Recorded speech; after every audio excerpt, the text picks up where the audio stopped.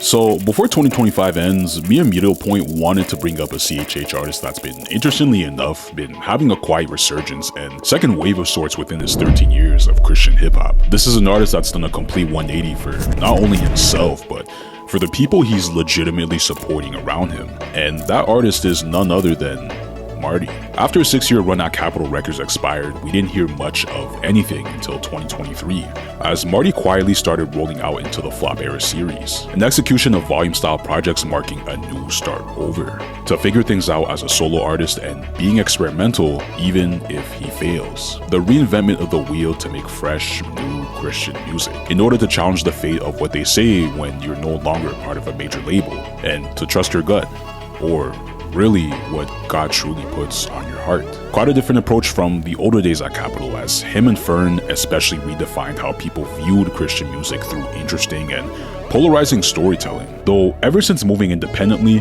things just look much different now. People still attached to the past of Marty were constantly asking him for new music, despite dropping 4 consecutive projects. Towards the end of the year, I have a lot of stuff to say about Marty, but where he's at as a solo artist now is quite similar. I think the one that record he put out just a few months ago, that one along with Hollywood Hills, the collaborative joint he did with Wes Pendleton, that I never would have thought Marty would have made something like that. To me, that stuff, that's quintessential next level like CHH. It's mature sounding. Marty is settled with his voice. He's still doing the off kilter. I'm awkward, but there's this subtle confidence that says, I may be a dork, but I'm cooler than all of you.